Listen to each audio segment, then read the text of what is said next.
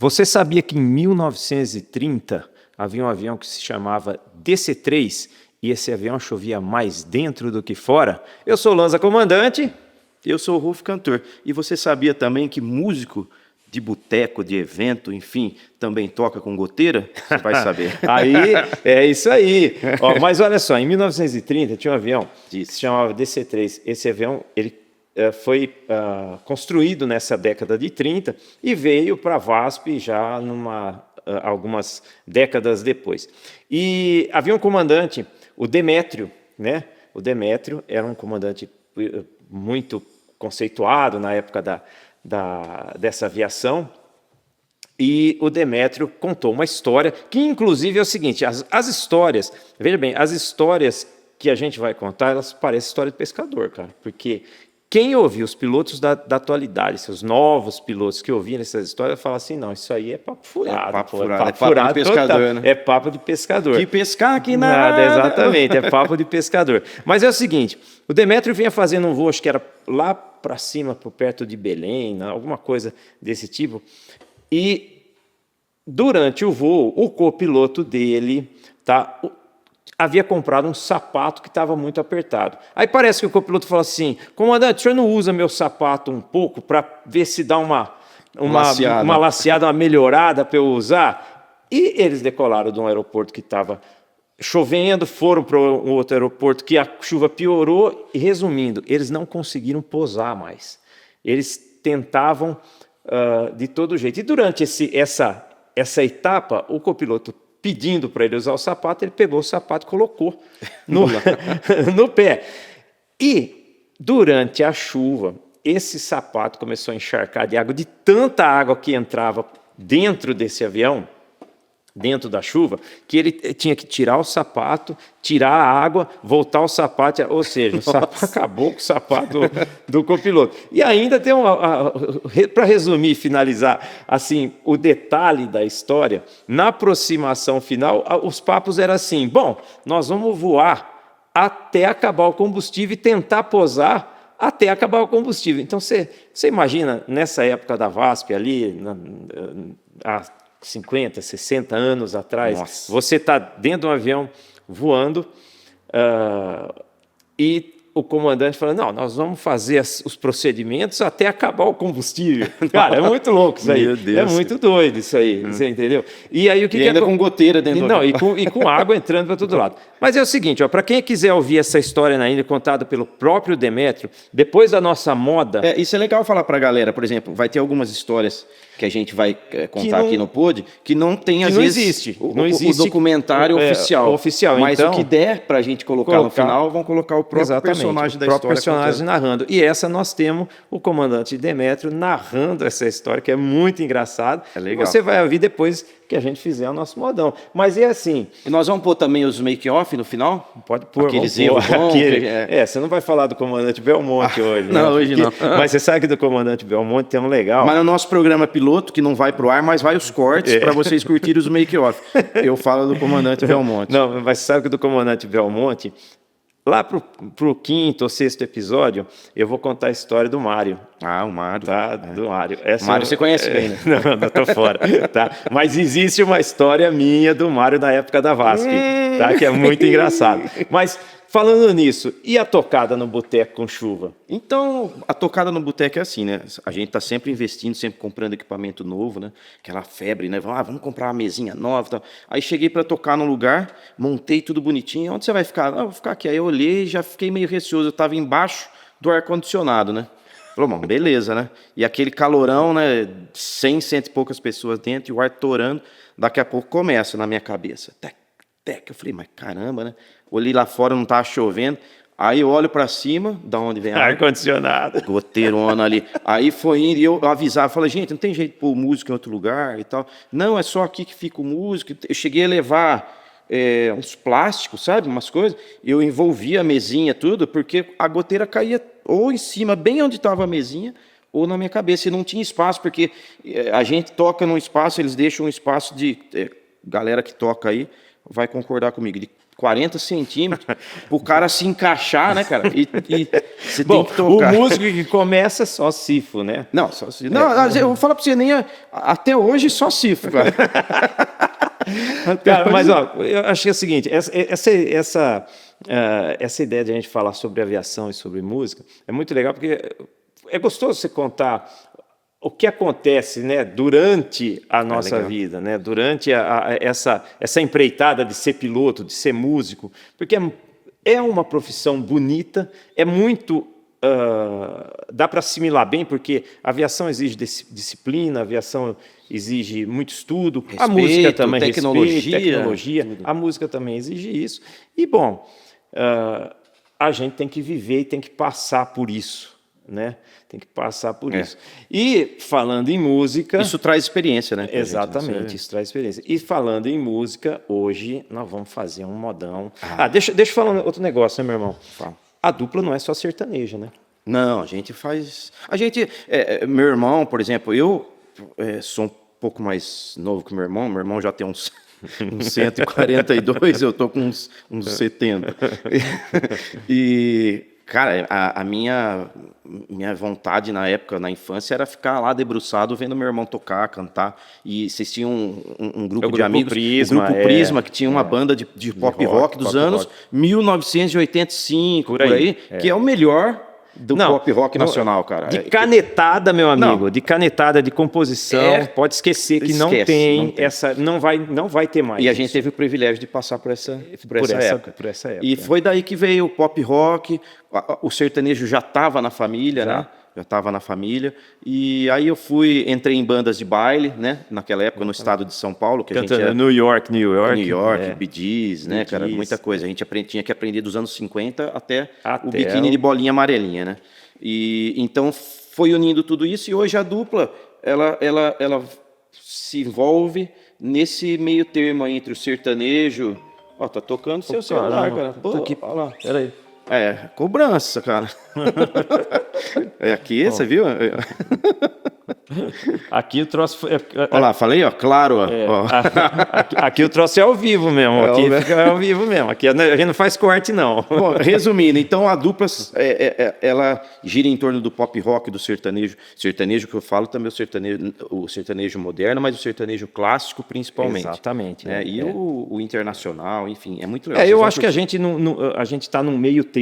Né? Nós não somos uma dupla que canta aquelas músicas muito antigas, porém também não cantamos tantas das músicas mais novas, mas cantamos também. E quando tem necessidade de cantar, a gente faz assim, a gente pega e vem e estuda um pouquinho a música e executa. Sim, e a gente vem também, a gente tem um privilégio, eu acredito, da gente ter a nossa própria identidade, né? Isso é legal. Isso não é a gente que está dizendo, se a gente vem de um bom tempo. Inclusive, o primeiro cara que produziu um disco nosso foi o Carlos Randall. Foi o Carlos Randall. E produtor, compositor. Que nesse disco entrou músicas maravilhosas do Carlos Randall, do Dani Mar. Acho que entrou só 9, né? Do Anísio, só 9. Do Anísio Ramos. Né? Grande abraço. Então, grande abraço. São pessoas que... e o Randall sempre falava que a gente tinha uma identidade própria. Exatamente. Um timbre próprio, né? Então, isso é legal. Isso e como a gente é irmão, acaba... as vozes se encaixando. O bom de irmão, que a dupla nunca acaba, né? Não, nunca acaba. Nunca acaba. Né? Briga ela bastante, para um tempo, acaba, ela faz isso, faz aquilo, mas ela nunca acaba. Isso que é o mais legal. A gente quase não briga, né? Exatamente. Quase não briga. Mas bom, e deixa no comentário, deixa a galera no comentário sobre as curiosidades de histórias da aviação. Sim. E também dos nossos amigos músicos, se alguém aí já tocou também com o ar-condicionado pingando. E quem quiser contar uma história, tanto os músicos quanto os pilotos, tá? Os pilotos novos, os mais antigos. Manda pra gente. Manda pra gente, nós vamos contar a história, nós vamos narrar essa história. E se quiser mandar narrado, a gente vai pôr no final do podcast, vai ter lá, vai ter uma parte que um espaço para essa finalidade. Um podcast bem dinâmico, a gente tá o interesse e não longo, exatamente. Para a galera se interagir, a gente ter esse feedback rápido e ser uma coisa assim que a pessoa não enjoa, né, cara? Eu não aguento entrar num podcast, ficar uma hora no podcast. Ali, não aguento. Mas falando em moda, Hoje Isso. nós vamos fazer uma clássica. Vamos. Muito legal. Vamos. Com qual Clarícia? Rapaz. Interpretado por João Paulo Daniel. E Agora no composição DVD dos 40, do Daniel Bruno Marrone também. do Marrone. E Daniel. De quem que é essa música? De quem você acha que é essa música? Essa música é do Peninha, né, cara? Essa música é do Peninha, é. cara. Falando do Peninha, isso aí na época que eu era comandante de Boeing na VASP, em uma das etapas que eu estava fazendo, eu tive a oportunidade de ter o Peninha no avião. Ai, que legal. E fiz o convite para ele ir até a cabine. Naquela época era tudo um pouco diferente, a gente sabe disso. Hoje não pode mais ir na hoje cabine. é complicado. Né?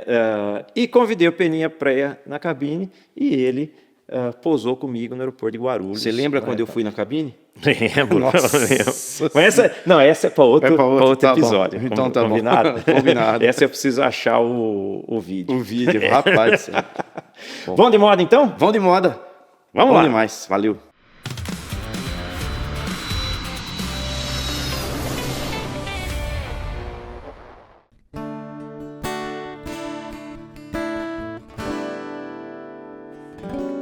Você faz tudo que eu gosto quando se deita comigo.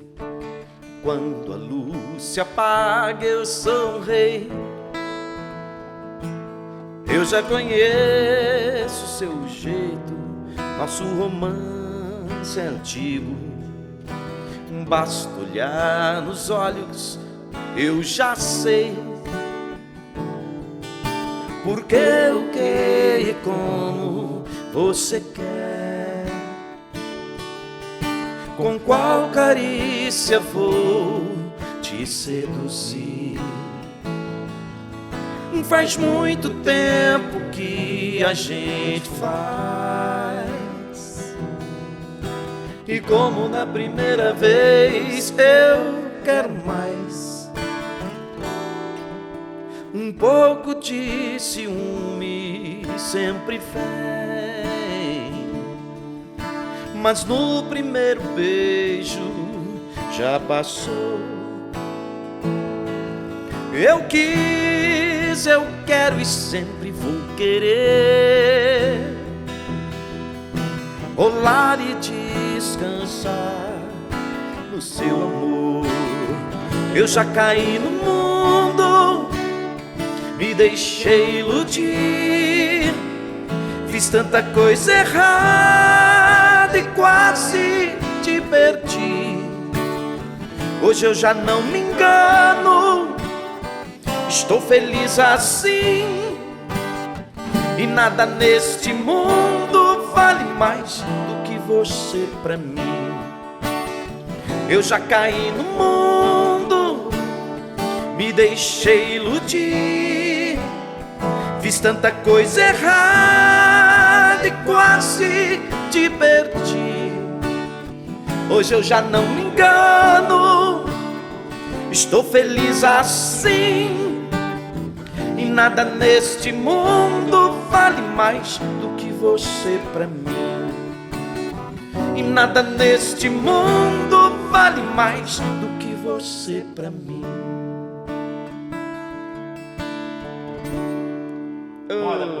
Coisa boa.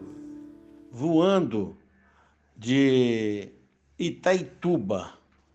Estava em Itaituba, tinha pernoitado lá, tinha atrasado o voo, tinha pernoitado em Itaituba. Copiloto, um deles era o famoso Dr. Funcas, ou Bucetinha, Bonilha.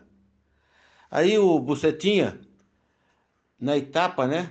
Estava lá mexendo o saco, aquele voo inteiro, queria fazer isso, fazer aquilo, né? Aí decolei de Itaituba, eu olhei para trás, era um paredão só.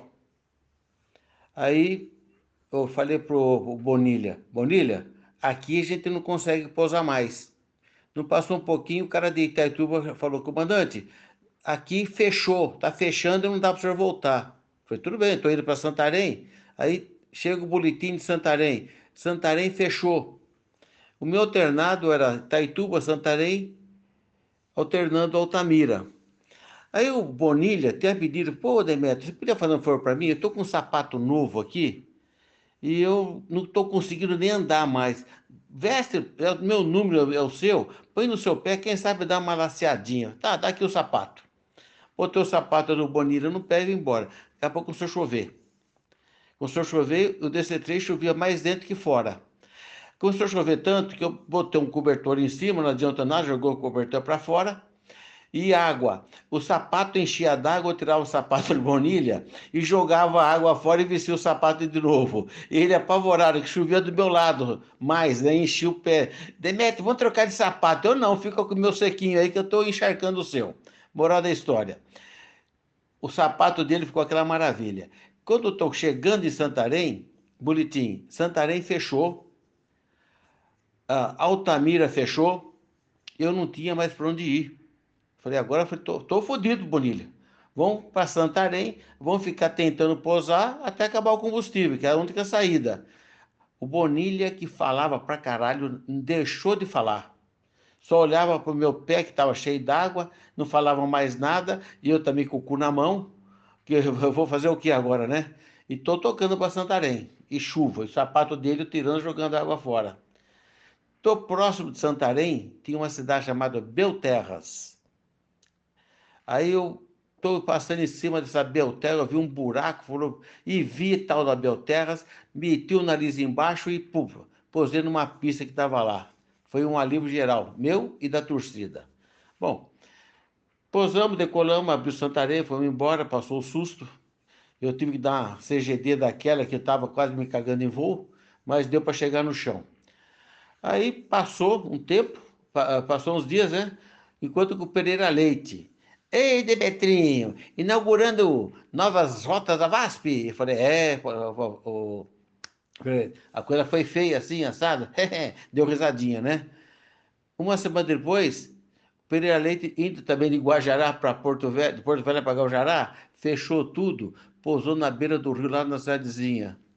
Aí o que eu ia fazer? Eu vi o Pereira Leite. Como é, Pereirinha? Também está inaugurando voa Rota Nova da VASP no setor oeste agora? Ele deu aquela risadinha, eu entendi bem a risadinha dele. Ok, Lanza,